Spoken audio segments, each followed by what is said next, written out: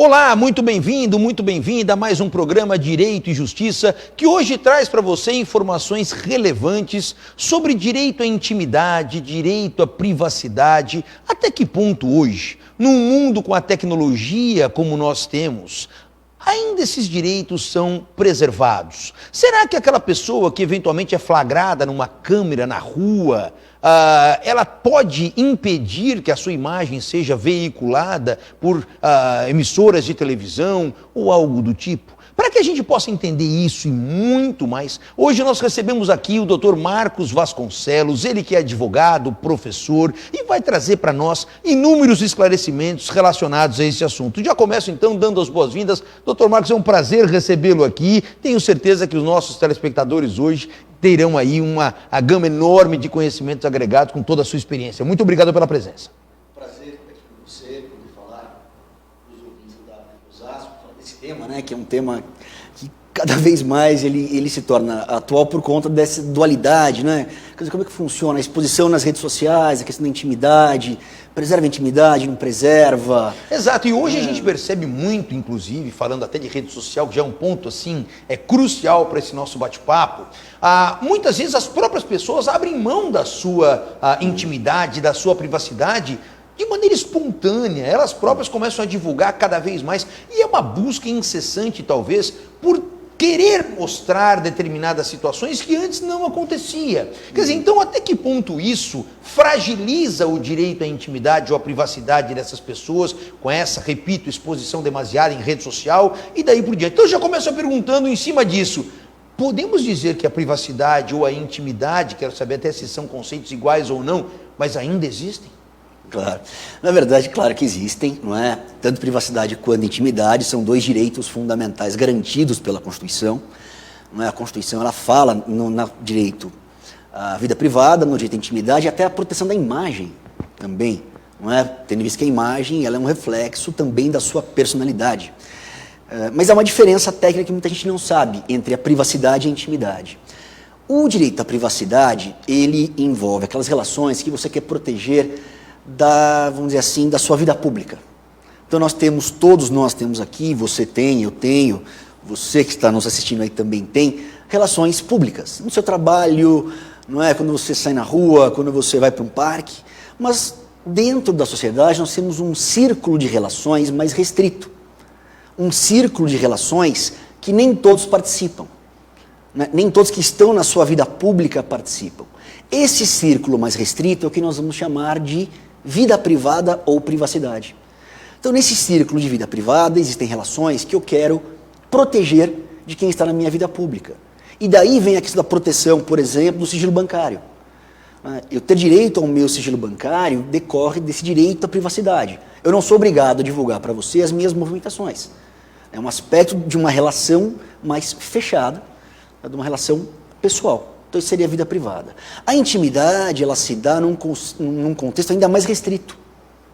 A intimidade existe dentro da que a gente chama da privacidade. Ela seria um círculo mais fechado ainda.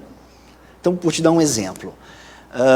Eu sou casado, não é? E outro dia minha mulher chegou para mim e falou assim, olha, chegou uma carta para você, eu vou abrir. Eu falei, olha, não. Eu falei, deixa que eu abro, tá? Essa é uma carta, uma questão do banco, uma questão pessoal minha, eu prefiro abrir.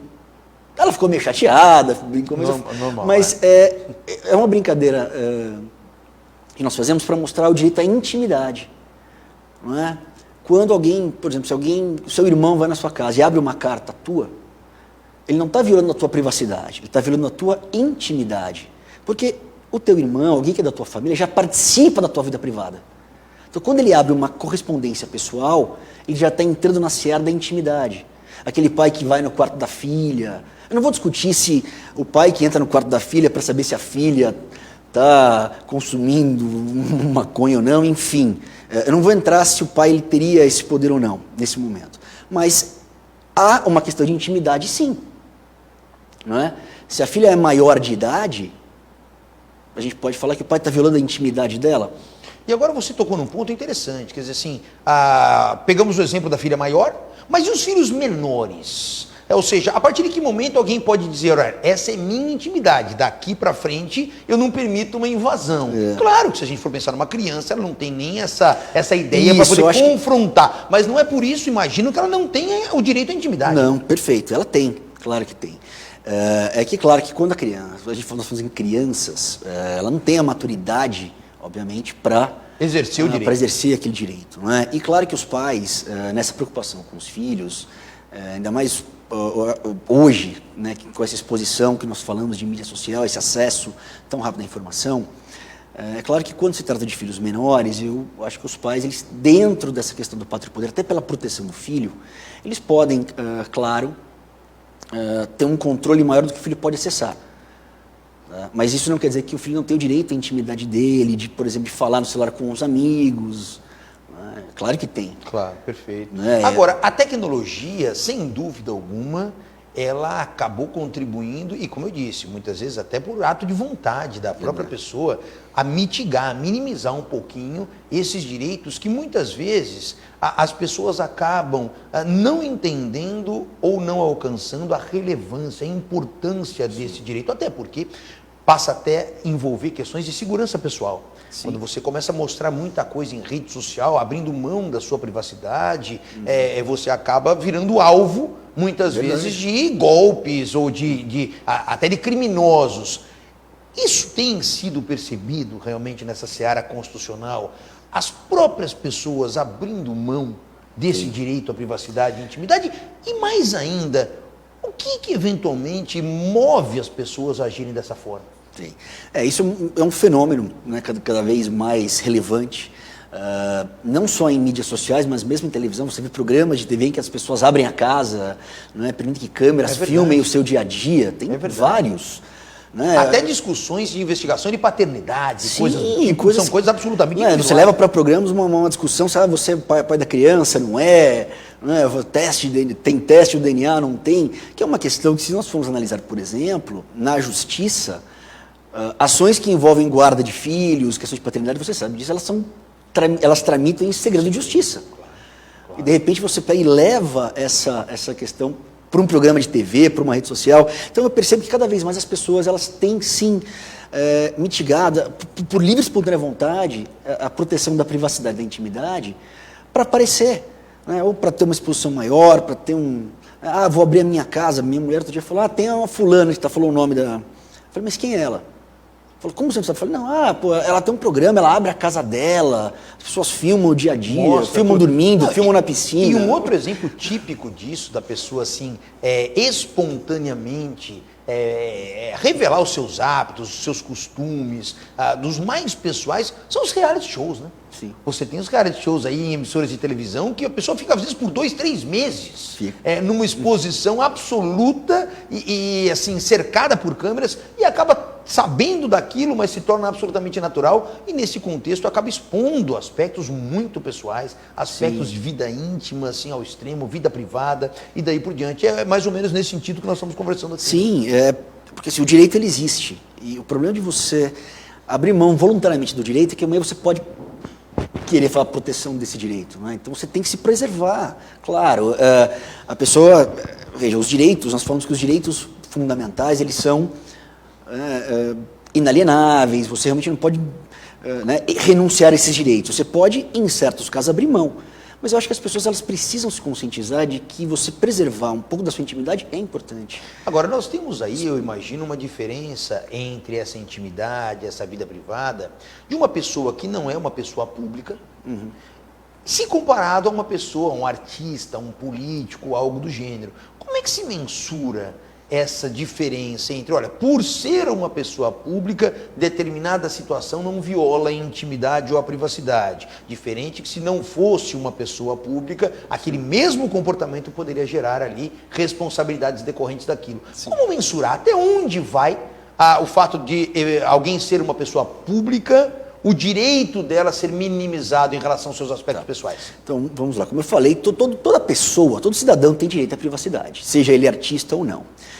Eu acho que uma forma boa de mensurar seria pensar o seguinte: eu falei que a vida privada ela envolve um círculo, não é, de relações que eu quero manter ocultas do conhecimento público. Vamos pensar assim. Claro que quando você é uma celebridade, você é uma pessoa pública, a tendência desse teu círculo de relações privadas é o quê? É diminuir. Claro. Tá? Então a gente pode pensar dessa maneira. Não tem uma fórmula exata. Mas nós podemos pensar que, por exemplo, alguém que não é famoso tem um círculo maior de relações privadas. Quando você se torna um artista, você não é um ator da Globo, você é um cantor famoso, claro que as pessoas elas querem saber sobre você e o teu círculo de privacidade fica menor. Então, se a pessoa vai num lugar público, as pessoas vão filmar. Vai num shopping, a pessoa vai num shopping, as pessoas vão bater foto, até porque ela está num lugar público. Então, aí a pessoa fala, eu não quero que você me filme, não quero que você bata foto. É a eterna briga com os paparazzis, né? E é onde chega a questão do paparazzi. Mas a pessoa é uma pessoa pública, então ela tem que entender que o círculo dela de privacidade diminuiu. Mas isso não quer dizer que ela não tenha direito. Eu lembro de um caso em que um paparazzi chegou, colocou uma escada, na época, subiu o muro da casa de um artista para bater foto da pessoa dentro da casa dela, tomando sol na piscina. Aí a gente já consegue analisar o quê? Foi além. Sem dúvida. Veja, a pessoa está dentro da casa dela, num lugar reservado. Então, quer dizer, então, só porque ela é pública, o paparazzi tem o direito de subir o muro, bater a foto e falar, olha, não. Então, o círculo de privacidade dessa pessoa pública é menor, não tenha dúvida. Mas não quer dizer que ela não tenha, sim, a garantia de ter ali o seu direito de estar sozinha, das suas relações privadas, dentro da casa, na piscina, tomando sol. Porque as pessoas às vezes perdem um pouco, né, esse limite. Fotografa a pessoa dentro da casa dela tomando sol. Acha que pelo fato da pessoa ser pública, a pessoa não tem nada de privacidade. Não é verdade, ela tem que ter, claro, como qualquer cidadão ela tem direito. Você fala, olha, estou na minha casa, porque as pessoas, e casa, isso é uma coisa importante, as pessoas entendem que acham que casa é só onde você mora. Às vezes não. Porque falam assim, mas ela estava numa casa de praia, não é onde ela mora. Não importa. Nós entendemos que casa pode ser qualquer lugar fechado, qualquer compartimento fechado, onde você possa desenvolver relações pessoais. Então, se eu moro em São Paulo, mas tenho uma casa de praia, não importa. Se eu estiver dentro da minha casa de praia, onde eu vou uma vez por ano, enquanto eu estiver nessa casa de praia, é casa. E se é casa, a casa, por excelência, é um local onde você tem relações privadas. E nesse aspecto surge uma outra questão interessante. Hoje nós sabemos que grande parte da população brasileira, ela vive, não tem a casa própria e vive numa situação em que ela aluga um imóvel de alguém. E surge sempre aquelas discussões se o proprietário do imóvel em que você reside, ele tem o direito de ingressar na casa para poder verificar o estado, por exemplo, de conservação do imóvel e daí por diante. Como é que fica o direito à privacidade dentro da casa daquele que é inquilino se confrontado com o titular do bem? Essa é uma questão interessante, né? Muita gente vem, pergunta, fala, poxa, Marcos, mas o proprietário falou que vai entrar na casa, que ele vai chegar aqui. Na verdade, não. O inquilino, no momento em que ele aluga a casa, aquela casa passa a ser uma projeção da privacidade dele. Sendo uma projeção da privacidade dele, onde ele tem relações pessoais com a família, com a esposa, com os filhos, enfim, ela está protegida.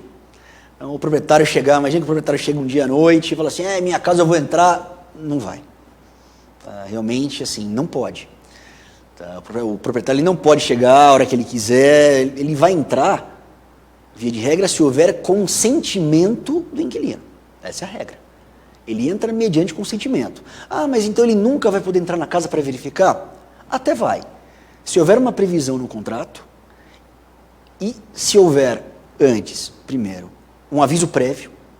Um agendamento, né? Tem que ter um agendamento, tem que ter um aviso prévio. Né? Tem que ser agendado e tem que ser durante o dia. Num horário que seja um horário compatível com... Então, o cara não pode marcar de chegar e falar, não, meia-noite eu vou chegar. Não, não vai. E isso vale também para locação comercial? Então, por exemplo, imagine um indivíduo que ele tem um imóvel alugado, onde nesse imóvel alugado funciona o escritório dele. Né? O proprietário daquele bem também precisa agendar, sob pena de caracterizar. Muitas vezes, é importante frisar também, Marcos, o seguinte, mesmo nessa situação do proprietário, se ele entra forçadamente no imóvel do qual ele é o proprietário, ele pratica inclusive crime. Né? Pratica. É o crime de violação de domicílio. Violação de domicílio, né? Quer dizer assim, então, precisa estar muito atento. Agora, isso se estende a imóveis de locação comercial? Sim, isso vale também para o imóvel comercial. É que a gente tem que diferenciar o imóvel comercial, que às vezes o imóvel, a locação, por exemplo, é para funcionar um supermercado. Então, claro, a parte aberta, a parte de acesso ao público do supermercado não é casa. Claro. Mas, obviamente, que um escritório fechado, um escritório de advocacia, Então eu sou advogado, aluguei um imóvel e nesse imóvel coloquei o meu escritório de advocacia. O meu escritório é casa? É. O escritório é considerado casa, sim. Não é? Por quê? Porque é uma extensão do meu trabalho, também uma extensão da minha privacidade.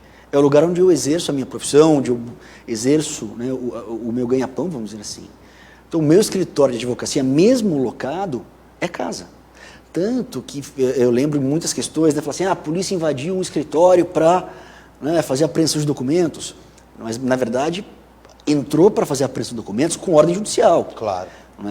Claro. Isso é um ponto. Porque a regra para alguém entrar numa casa, seja residência, seja um imóvel comercial fechado, é o consentimento do morador. Então, se eu sou advogado, aluguei um espaço, coloquei o meu escritório ali, o proprietário chegou para entrar, ele precisa, via de regra, do meu consentimento. Ah, mas eu quero entrar para ver. Vamos agendar, você vem, tudo certo. E é claro que o direito também, como não poderia deixar de ser, não pode ficar refém tão somente da vontade, por exemplo, do inquilino, pegando aqui o exemplo da locação. Sim. Porque senão, muitas vezes, ele próprio se beneficiaria disso para praticar atividades ilícitas dentro desse imóvel e não permitiria a visita de ninguém. É por isso que, embora consagrado na nossa Constituição, esses direitos à intimidade e à privacidade, eles não são absolutos, né? Não são absolutos, claro que não. A casa, mesmo se nós formos dar um exemplo, né, que eu falei agora, então você tem um escritório, e aí, com mandado judicial, né, é possível que a polícia entre na casa mesmo contra a vontade do morador. E não é o único caso. É só importante frisar que, para quem não sabe, para se ingressar numa casa com mandado judicial, tá, esse mandado judicial ele tem que ser durante o dia. É importante que se diga isso, enquanto está claro, enquanto é dia, até ali às 18 horas. Né, porque se for à noite, por exemplo, o mandado judicial não pode ser cumprido. Eu lembro porque teve um caso de certa vez, até apareceu na televisão, e me perguntaram isso, né? Tinha um mandado de prisão, mas a polícia chegou na casa do sujeito às 8 horas da noite. Era um caso famoso. E por que a polícia não entrou às 8 horas da noite com mandado, se tinha mandado judicial? Porque o mandado não permite que você entre na casa no período noturno. Então, tiveram Tem que aguardar amanhecer. Amanhecer para poder entrar. Quando for mandado judicial. Você poderia entrar na casa a qualquer hora contra a vontade do morador em 3 casos. Que se houver um flagrante delito, por exemplo. Então imagine que a polícia tem a informação de que determinada casa é usada de cativeiro do sequestro. A gente fala extorsão mediante sequestro, mas é um sequestro, né, que a pessoa conhece. A polícia chegou às 3 da manhã naquela casa que se sabe que está sendo usada como cativeiro, né, de alguém. A polícia não vai entrar? Não vai. Então, quando houver um flagrante delito, né, que é o crime está acontecendo ali em loco, naquele momento, obviamente que o ingresso na casa ele é permitido, seja de dia, seja de noite. Assim como no caso também de desastre, né, senão nós teríamos o absurdo de uma casa pegando fogo na parte dos fundos e os bombeiros pedindo autorização para entrar, falar com licença, né? A casa está pegando fogo. Enquanto não tiver autorização, não entra. Não entra, não. Então, se houver um desastre, claro que também é permitido. Também é permitido a entrada, assim como para prestar socorro. Né? Eu lembro que uma vez um aluno falou, poxa, professor, meu vizinho, certa vez eu escutei que ele estava batendo na esposa. Se eu quisesse entrar na casa para socorrer a mulher, eu poderia? Eu falei, olha, eu não recomendo. Mas você pode. Por quê? Prestar socorro. Você poderia entrar e prestar socorro àquela vítima de agressão na casa? Sim, a Constituição permite o ingresso para prestar socorro durante o dia e durante a noite. Né? Então você poderia entrar, ou então você poderia chamar a polícia, falar à polícia, olha, está tendo uma agressão, a polícia chegaria lá no local e entraria, né, para também prestar socorro. Os nossos telespectadores começam a participar aqui do programa, já mandando perguntas. Nós estamos recebendo você que está chegando agora, Dr. Marcos Vasconcelos, que é professor, advogado, esclarecendo aqui aspectos muito importantes sobre o direito à intimidade e o direito à privacidade. E já começam a chegar aqui algumas manifestações, Marcos. A Diva Fogaça nos acompanha aqui, parabenizando pelos esclarecimentos. E o André, do final telefone 7866, ele diz o seguinte, que ele foi fotografado no calçadão de Osasco há algum tempo atrás, e essa imagem dele passeando por ali acabou sendo exposta em diversos locais, se isso é permitido ou não. Então, essa é uma questão interessante, que envolve também um aspecto que nós falamos, que é a questão do direito de imagem. Né? A partir do momento, se for, por exemplo, uma foto, eventualmente ele estava andando ali, né? E também tirando uma no foto lugar público. num lugar público. Veja, você não está inicialmente num local fechado, você está num lugar público. Mas a partir do momento em que começa a haver uma exploração da imagem, aí a coisa já muda um pouco de figura. Por quê? Porque aí já entra outro aspecto ligado à questão da vida privada, que é a proteção da imagem. Então, não se pode usar a sua imagem para fins, né, comerciais, a não ser com a sua autorização. Sim. Né, que aí... Isso é muito o que acontece também, Marcos, com aquelas pegadinhas. Exatamente. É isso? Também, você vai participar de uma pegadinha, né? A pessoa ela está fazendo aquilo para usar, ela vai usar a tua imagem para um programa de TV. E automaticamente para fins comerciais, claro, porque aquilo atrai porque, audiência, consequentemente retorno financeiro. Porque o que eles buscam é audiência, claro. É dinheiro. Então, claro que aí nesse caso teria que ter uma autorização para uso de imagem. Então, no caso dele, assim, bateram uma foto, apareceu, por exemplo, uma foto no jornal. Então, imagine que o jornal de Osasco bate uma foto dizendo, olha, dia de intenso movimento no calçadão de Osasco. Problema nenhum. Nesse caso, ele está no lugar público, não é? Foi uma foto para o jornal para mostrar o calçadão de Osasco e, por acaso, ele estava lá. Aí não há que se falar em violações de privacidade. Ele não era o alvo da... Ele não era o alvo da coisa. Mas a partir do momento que ele é fotografado e se começa a utilizar a imagem dele, aí eu acho que ele pode sim, se houver especialmente uma exploração, né, em mídias, então, ele pode, na verdade, obstar que isso aconteça nessa questão, como eu falei, aí da proteção da imagem. O Márcio Santos pergunta para nós aqui o seguinte: a questão da privacidade no ambiente de trabalho, a instalação daquelas câmeras de monitoramento, que muitas vezes as empresas todas têm, escritórios possuem também. Isso é permitido ou não? E onde pode ser colocadas essas câmeras para que não venha a atingir a privacidade e a intimidade de alguém? Essa é uma questão interessante, né? Até que ponto o ambiente de trabalho ele pode ser vigiado? E claro que existe a possibilidade da câmera no local de trabalho, existe, tá? É possível, até por uma questão de segurança, uma questão de monitoramento, enfim. A empresa ela pode, dependendo do lugar, que haja uma invasão ou que haja um comportamento não condizente com o local de trabalho, então é possível a câmera no local de trabalho, sim, mas não, por exemplo, no banheiro. Claro. Em locais onde a pessoa efetivamente tem a questão de privacidade, não. Então, um vestiário, um banheiro, não é? Nesses locais onde a pessoa ela tem um aspecto mais fechado de privacidade, não. Mas num ambiente, por exemplo, na parte onde estão ali as mesas, né? Recepção, os locais, né? assim, de circulação de pessoas. A circulação de pessoas, eu não vejo problema. Por quê? Porque aí é uma questão interna. Claro. Não é? Obviamente que o dono da empresa, né? O dono do escritório, não vai poder expor essas imagens. Tá? É uma questão interna, mas para o ambiente de trabalho em si não há problema.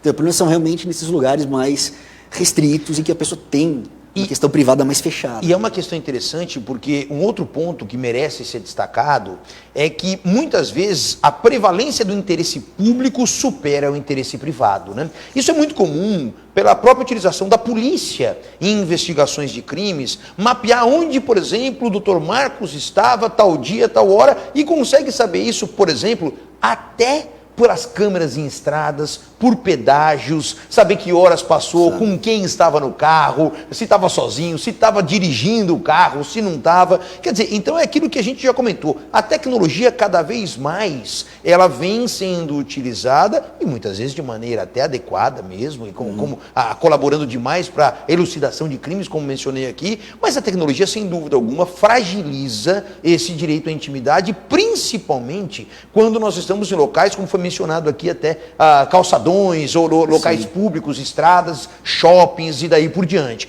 Agora, uma outra questão sobre esse aspecto e que me parece muito relevante é a questão da possibilidade, e aí eu já pego duas situações diferentes, porém próximas. Primeiro, a gravação de uma conversa ambiental. Muito comum, as pessoas vão participar de uma determinada reunião, gravam aquela reunião. Até que ponto isso é permitido, até que ponto não é permitido. E uma outra questão, claro, essa nós já temos até definições, não só dos tribunais, como da própria legislação, a interceptação telefônica, porque uma das maiores agressões à intimidade é a interceptação telefônica. Então, para a gente poder esclarecer esses pontos, no que se refere à gravação ambiental de uma conversa, é permitido, não é? Em que circunstâncias? Até me lembro aqui de uma situação emblemática, há pouco tempo atrás, em que uma conversa pessoal com o ex-presidente Michel Temer gerou uma polêmica enorme a respeito do que aquilo versaria, se estaria ali diante de uma prática de crime ou não, e se era possível ou não utilizar aquela conversa. Como é que o direito enxerga isso hoje? É possível esse tipo de comportamento? E mais, é válida uma prova dessa forma? Então, essa é uma questão também interessante, porque hoje nós vivemos numa sociedade, como você falou, né, na questão de localizar a pessoa, saber dilatar. Hoje a questão da informação ela é vital. E quando se trata de conversas telefônicas ou de uma conversa sendo gravada, a conversa ela até pode ser gravada por um dos interlocutores. Isso é perfeitamente possível. Essa conversa ela pode até ser utilizada depois num processo judicial, mas desde que não haja o que a gente chama de uma situação legal de sigilo. Tá? Então, se não houver seria, por exemplo, você é advogado, né? Eu sou advogado também, então numa relação entre cliente e advogado. Perfeito. Né? Que é protegida. Então, que é protegida por sigilo, uma relação médico-psiquiatra. Com o paciente. Então, o médico-psiquiatra com o seu paciente. Então, uma questão, ou um psicólogo com relação ao paciente. Então, nessas causas legais de sigilo, a gravação, mesmo que ela seja feita, ela não pode ser divulgada, ela não pode ser depois levada a uma ação judicial. Mas uma gravação que não esteja acobertada por uma situação de sigilo, ela pode até futuramente ser utilizada para fins de prova judicial. Isso acontece muito com as pessoas quando elas são, por exemplo, ameaçadas. Olha, estou sofrendo uma ameaça. Então, grava essa ameaça, ela pode gravar e depois levar essa ameaça, essa gravação, para a instância policial ou para uma eventual ação judicial. Não há problema. Porque a gravação ela é feita sempre por um dos interlocutores. A interceptação telefônica que você mencionou ela é um pouquinho diferente, por quê? Porque a gravação ela é sempre feita por um terceiro, sem que os interlocutores saibam. Então seria assim, eu e você, nós estamos falando pelo telefone e tem alguém tem um terceiro lá que está interceptando, que é o famoso grampo, né? Aquilo que as pessoas chamam de grampo. Ó, grampeou a conversa. Então o grampo é a interceptação. É aquele terceiro que vai lá e está ouvindo sem que os interlocutores saibam. Aquele caso do Michel Temer, que ele conversava lá com o empresário. O empresário lá da JBS, foi um caso de interceptação. Por quê? Porque foi gravado por um terceiro. Não é? Essa interceptação telefônica, realmente, ela é uma prova que, se não for feita de acordo com a legislação, ela tem que ser invalidada. Por quê? Porque ela é uma prova que entra, sim, num aspecto de privacidade e intimidade. É uma conversa telefônica. Para ficar muito claro, existem situações em que a legislação autoriza a interceptação desde que por ordem judicial. Isso. Na verdade, tem que ter autorização judicial. Os aspectos de interceptação devem encontrar amparo na lei, tem uma lei específica, parece que é uma lei de 96. 96, a lei 9296. Exatamente. Você sabe disso, então é uma lei. Então, porque, por exemplo, amanhã, tem ordem judicial, fez a interceptação, mas não tem amparo na lei 9296. A prova é ilegal.